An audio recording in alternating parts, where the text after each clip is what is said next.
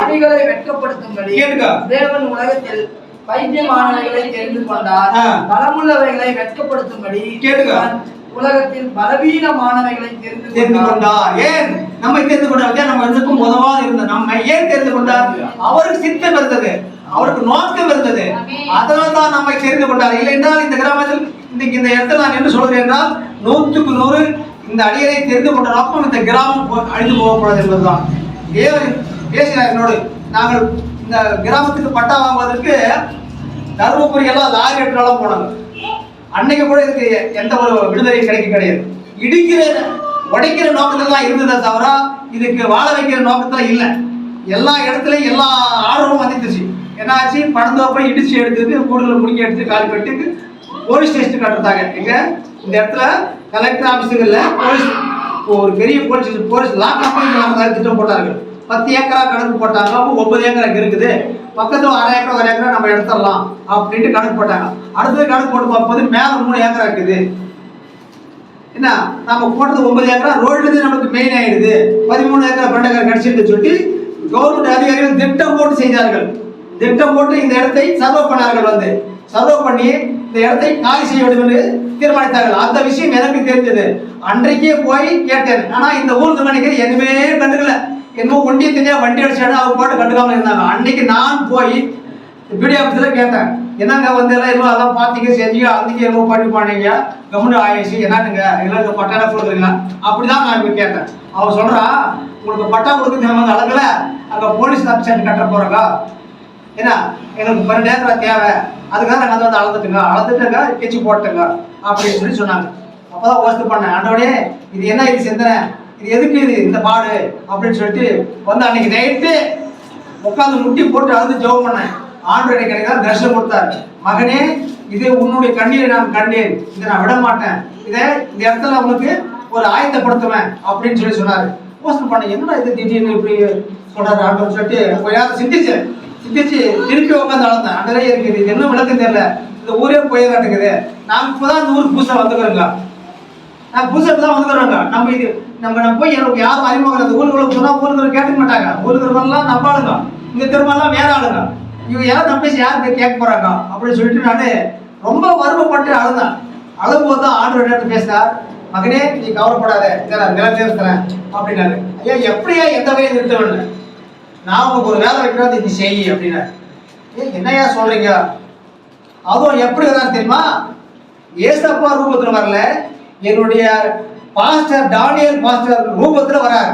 என்ன என் பாஸ்டர் வந்து எடுத்து சொல்றாரு, பிரதர் நீ இந்த இடத்த வாங்கணும். என்ன சொல்றாரு, இந்த இடத்த வாங்கணும். ஐயா எனக்கு தகுதி இல்லையா, அவ்வளோ வசதி இல்லையா, அவ்வளோ காசு பணம் இல்லையா அப்படின்னு பேசுறேன். அவர் சொல்றாரு, பிரதர் நீ வாங்கி ஆகணும் இந்த இடத்த வாங்கின மட்டும்தான் இந்த இடத்துல நிலையான ஒரு வாழ்க்கை நீ வாழ முடியும், நீ நிற்க முடியும் அப்படின்றாரு. என்னங்கய்யா உங்க பாட்டு சொல்லி பண்ணுறீங்க, நான் எங்கேயா வாங்குறேன், நான் ஒரு தள்ளுவண்டியை போட்டுக்கிறேன், ஒரு நாளைக்கு 50 ரூபாய் 10 ரூபாய் சம்பாதிக்கிறேன், நான் என் குடும்பம் நடத்த என்னால் முடியல, எந்த நிலையா இதை செய்யறதுன்னு சொல்லி அவர்கிட்ட நான் பேசும்போது பார்த்தாரு, இல்லை நீ அதை வாங்கி ஆகணும். ஐயா நீ இப்படி சொல்லிட்டு எனக்கு அதுக்குள்ள ஞாபகம் வந்துருச்சு, இவருக்கு நேரத்துக்காரங்க இருக்கும் சண்டை பார்ப்போம், ஆனால் பேச மாட்டேன் 2 பேருமே. அப்போ ஐயா அவருக்கு என் கூட பேச மாட்டேன், அவர் நான் பேச மாட்டேன், நீ சொல்ற வேலை நடக்காது, இப்படிதான் சொல்றேன், நீ சொல்ற வேலை நடக்காது, அது ஆகிற வேலை இல்லை ஐயா, நான் கேட்க மாட்டேன், நான் அவர் அனுப்பிச்சு நீ வந்து வாங்குறேன். உடனே நான் சொல்றேன், அவரை உங்கள்கிட்ட அனுப்பிச்சு நீ வாங்கியா, ஐயா அவர் பேசலையா, ஓ உங்கள்கிட்ட பேச நிற்கிறேன், வர வைக்கிறேன், வாங்குறே இங்க வாங்கி ஆகணும் நீ அப்படின்றார். சரிங்க ஐயா நீங்க இவ்வளவு சொல்றீங்க, அப்படி வந்துட்டா வாங்குறேங்க. உங்களுக்கு சொன்னது ஒண்ணுதான், பாஸ்டர் இல்லை யாரும் இல்லை, அப்படி அலையதி முடிச்சுட்டேன். திடீர்னு பாசிங்க மறைஞ்சிட்டாரு, என்ன ஆயிட்டாரு சொல்லி எழுந்து உட்காந்து பார்த்தா வெடிகாலம் 5 மணி, பொழுது 5 மணி. சரி இது ஆண்டவர் பேசுன நேரம், விடிய காலம், கனவு பறிக்கும்னு சொல்லுவாங்க, பார்ப்போம் அப்படின்னு சொல்லிட்டு எழுந்து நான் இருக்கிற வேலையை பார்த்தேன். சரக்கு போட்டால் கடை சைக்கிள் ரோடுக்கு போயிடும். ஆனால் அன்னைக்கு போய் மைக்கானால வராவது நாள் ரோடு கடையாணி வந்துட்டார். யாரு, முருகனாங்கப்பா கடையாணி வந்து பக்கம் உட்காந்தாரு. உட்காந்து ஏன் பிடிச்சிட்டு கூடியாண்ட முடியாது, நான் நம்ம கூட பேசாத ஆளுக்கு பேசுறாரு. அப்புறம் தான் ஞாபகம் வச்சு, ஓ நம்ம கண்ட கனவு பழிக்குது, வராது கண்டு வாப்பாட்டாரு, மிச்சர் போட்டுட்டாரு. கடை வச்சுக்கிட்டு மிஷின் கொடுக்குறதா கொடுக்குறாருன்னு சொல்லிட்டு மிஷின் போட்டு கொடுத்தேன். மிஷின் போட்டு ஒரு வாய் தின்னுட்டு உடனே அவரே பேச ஆரம்பிச்சார். தின்னு இன்னும் கடைக்கு வந்தால் பேச விட மாட்டேங்கிறாரு. ஏன் பேச விட மாட்டேங்கிறாரு? ஆனால் கடைக்கு வந்து கூட பேசாத என்ன, நீ பேசலை நானும் பேசலை, நீ மிச்சரி கரெக்டாக கொடுத்தாருண்ணா. இல்லை உங்கள்கிட்ட தான் ஒரு வேலையை வந்தேன். அந்த மிச்சரி திரும்பல அவர் ஒரே வாய் தான் தெரியாரு, கையை வச்சுன்னு உங்கள்கிட்ட ஒரு வேலையை வந்தேன் நான் அப்படின்னாரு. என்ன என்கிட்ட வேலை போய் நான் என்ன உங்களுக்கு என்ன கேட்குறீங்க வேலை அப்படின்னு. இல்லை வேலை கேட்குறாரு. என்னங்க சொல்ற மாமா அப்படின்னு. என்ன மாமா சொல்ற வேலை, எந்த வேலையுமே கிடையாது உனக்கு இருக்கு அப்படின்னு. இல்லை நீ வீட்டு வரோம் உனக்கு தாவ கொடுத்துட்றேன், நீ வச்சுக்கோ, உனக்கு எவ்வளோ வேணும்னு கேள்வி. அதுக்கு அப்போதான் மனசு ஜில்லுன்னு ஆயிடுச்சு. உடனே ஆண்டவர் சொல்றது ஓ நிறைவேறிடுச்சு அப்படின்னு சொல்லிட்டு அப்படியே உடம்பெல்லாம் சிலுத்து போச்சு. சிலுத்து அப்படியே நிற்கும் அந்த இடத்துல. அப்பா சரி எவ்வளோ கேட்குறாரு. கோயிலேருந்து கட்டினா இவரு சொன்னாரு, வார்த்தை சொன்னாரு. இந்த வார்த்தை ஒரு 30 அடி நேரம் அகலம் கொடுத்துரு போதும், அதுக்கு மேலே காசு கொடுக்க முடியாது அப்படின்னு நான் சொன்னேன். 30 அடின்னா என்னத்துக்கிட்டாரு, அதுக்கு நடக்கக்கூடிய காரியம் நடக்கணும், அதுக்காக தான் இங்கே எல்லா காரியம் நடந்துருக்குது, நீ அது 30 அடி கொடு அப்படின்னு.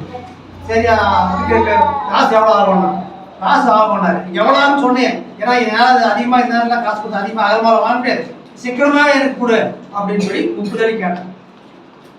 ஓன் சொல்லிட்டு வந்தார். சரி வேலை சொல்லணும், 15,000 வேலை சொன்னார். அப்படியே அம்மா நானே இந்த தேர்தல் வாங்க நடக்குது, அது நடக்கிற இல்லை, நீ வேலையை பாரு அப்படின்னு. இன்னும் அவ்வளோ தான் நீ வச்சுக்கிட்டாரு. ஏன் நீ கேட்கறது நான் பாதி கேட்டேன், நீ போக வராத உனக்கு என்ன கேஸ் சொல்லிக்கிறேன், நீ இவ்வளோ வேலை சொல்கிறேன், நான் எங்கே அவன் கொடுத்து இந்த கரும்பு பூமிக்கு அப்படின்னு நான் சொன்னேன். நீ எவ்வளோக்கே வச்சுக்கிறேன், நான் எடுத்து 5,000 கொடுக்கணும்.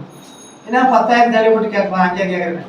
ஏப்பா அனாமத்த இடத்துக்கு போய் கேட்குறேன், நான் என்ன சொல்கிறது அப்படின்னு சொன்னேன். சரி அதெல்லாம் ஆகாது, 10,000 கொடுக்குறாரு. நீ அதெல்லாம் நான் செஞ்சு போது நெய் கேட்குற, என்னால் முடியாது, என்னால் அவனை தான் கொடுக்க முடியும் அப்படின்னா. ஓ ஏன் அந்த மாதிரி எனக்கு சதாய்க்கிறேன், எனக்கு கொஞ்சம் கடன் தொலைக்குது, சரி சேர்த்து கொடுங்க. பட் நான் நல்லா கொடுக்க பாருல, எனக்கு என்ன பண்ணுறது சொல்லி அதை சொல்லித்தரேன் அப்படின்னா. இல்லை நீ சேர்த்து கொடுக்குறாரு. சரி நீ இவ்வளோ பேர் எடுத்தால இன்னும் 1,500 சேர்த்து கொடுத்தாரு சொல்லிட்டு 6,500 ரூபாய்க்கு இந்த இடத்த பேசி முடிச்சு. பேசி முடிச்சு கடையில் அண்ணாத்துக்கு 50 ரூபாய்க்கு வியாபாரம் ஆச்சு. அந்த 50 ரூபாய் அட்வான்ஸாக கொடுத்தேன். அட்வான்ஸாக கொடுத்ததும் வாங்கிக்கிறேன். எத்தனை நாள் டைம் வேணும், ஒரு 5 நாள் டைம் கொடு, செட் பண்ணி கொடுக்குறேன் அப்படின்னு சொல்லலாம். ஏன்னா வந்து நான் தரிசனம் கொடுத்தாரு, வந்து சொல்லிட்டாரு நீ ஒரு கிழமை வருதுன்னு. சரி அவர் கொடுப்பாருன்ற தைரியத்தில் 15 நாள் வாய்தை கேட்டார். 15 நாள் வாய்தை கேட்ட உடனே அவரு அந்த 50 ரூபாய் வாங்கி போயிட்டார், அவ்வளோ வந்துட்டார். ஆனால் ஒரு 2 நாள் தான் அந்த 15 நாள் வாய்தை கேட்டவனுக்கு 2 நாளில் ஊடு தேடி வருது காசு. எவ்வளோ, 10,000 ரூபாயை எங்கள் மிச்சமாக தலாப்பிள்ளை சீட்டு எடுத்துட்டு ஓடியாரான். குழந்தை அந்த காசு என் கையில் கொடுக்குறான். ஏன் முருகன்னா அந்த காசை நீ பத்திரமா வச்சுக்கோ, என் கையில் செலவாயிடும், எங்கிட்ட உனக்கு கூட காசு சீட்டு எடுத்துட்டு நான் அப்படின்னா. ஓ சீட்டு எடுத்துட்டு காசா, சீட்டு திடீர்னு கேட்டால் எப்படி கொடுக்குறதுன்னா, நீ எப்பயானா கொடு அப்படின்னா. இப்படிதான் சொல்லுவீங்க, அப்புறம் ஊற்று மட்டும் கேட்பீங்க, என்னால் முடியாதுடா. இல்லை நீ வச்சுக்க, செலவு பண்ணிக்க, என்ன பண்ணிக்க, உனக்கு தேவைக்கும் போது நான் எனக்கு தேவைப்படும் போது ஒரு 2 மாதம் 3 மாதம் முன்னாடியே சொல்கிறேன் அப்படின்னு அவன் வாயிலே அந்த வார்த்தை வந்துச்சு. வாங்கினோன்னா உடனே அவருக்கு அந்த காசை கொடுத்துட்டேன். அன்றைக்கே வைக்கணும்னு கூப்பிட்டு அவருக்கு அந்த காசை கொடுத்துட்டேன். அன்னிலேருந்து அந்த காசு, அந்த குறைஞ்ச காசு எவ்வளோ சீக்கிரம் எடுத்து எனக்கே தெரியல. அதுக்கு முன்ன 50 ரூபாய் 40 ரூபாய் 60 ரூபாய்க்கு தான் வியாபாரம் ஆகும் கடையில். ஆனால் அந்த காசை என்னைக்கு கையில் வாங்கணும், அன்னிலேருந்து 100 150 200 வியாபாரம் ஆகும். அன்னோட 100 ரூபாய், அன்னோட 100 ரூபாய் 100 ரூபாய் எடுத்து வந்து அந்த காசோட சேர்ந்து வச்சுட்டேன். கரெக்டாக காசு சேர்ந்துருச்சு. ஆனால் அந்த காசை எப்படி கொடுத்துன்னு தெரியல. நானே கூப்பிட்டு இந்த காசு எடுத்துட்டு போடுவாங்க. இல்லை உங்க அப்போ திருப்பி 2 மாதம் என்கிட்ட தான் இருந்துச்சு அந்த காசு. அதுக்கு மேலே வந்து அந்த காசு அவன் ஏதோ ஒரு தேவைக்கு வாங்கிட்டு போனோம். ஏன்னா அப்படி அற்புதங்களை செஞ்சவர் தான் ஆண்டவன். இந்த இடத்துக்கு முதல் தலை என் ஆண்டவராகிய இயேசு கிறிஸ்து தான். இந்த என்னுடைய பலத்தினாலும் அல்ல, என்னுடைய தைரியத்தினாலும், என்னுடைய திறமையினாலும் இல்லை. இந்த இடம் அவர் கொடுத்த வாக்கு தத்துவம், அது நிறைவேறிச்சு. இன்னைக்கு பாரு, அந்த நாள்லேருந்து எல்லாருக்கும் சொன்னேன், யாரும் இந்த வேலையை எடுத்து செய்யல, என் மக்கமாரும் செய்யல, யாரும் செய்யல. என் பாஸ்டருக்கு சொன்னேன், அவரும் செய்யல. அமெரிக்கா பாஸ்டர் வந்தார், அவருக்கும் சொன்னோம், அவரும் செய்யல. ஆனால் கர்த்தர் என்ன கொண்டு இதை செய்யணும்னு ஒரு தீர்மானம் வச்சிருந்தாரு. இன்னைக்கு இந்த வேலை நானே இதையெல்லாம் எடுத்து ஸ்டிப்படுத்தி செஞ்சு முடிச்சுட்டேன். ஆனா இதனால கர்த்தர் வச்சு இந்த சித்தத்துல சில உதவிகள் இருக்கு. கர்த்தர் அனுப்பினார், நல்ல காரியங்கள் நடந்தது. இப்ப இன்னைக்கு இந்த சேனல் நடந்துக்குன்னா அது கர்த்தர் அனுப்பின உதவிதான். இது பாரு, இந்த லைட்டிங் இருக்குன்னு சொன்னா அது கர்த்தர் அனுப்பின உதவிதான். இது மோல்டு போடும்போது சில காரியங்களை சில பேர் 1000 2000 கொடுத்து உதவி பண்ணாங்க, அதுவும் கர்த்தர் செஞ்ச உதவிதான். பாரு, இதெல்லாம் ஒவ்வொரு காரியங்களும் ஆண்டு சாட்சியா சொல்ல நான் கடமைப்பட்டிருக்கிறேன். என்றால் தேவன் ஒரு சாட்சியாக அறிவிக்க வேணும். ஏன்னா அறிவித்தால் மட்டுமே நான் உண்மையான ஆண்டோடைய பிள்ளை என்பது. இல்லை என்றால் மறைத்து வச்சு நானே செஞ்சேன்னு சொல்றது சர்வசாதாரணமா கிடையாது. இது அவர் போட்ட திட்டம், அவர் செஞ்ச உதவி. இதை நான் மறக்காமல் இதை ஒரு சாட்சியாக அறிவிக்கிறேன்.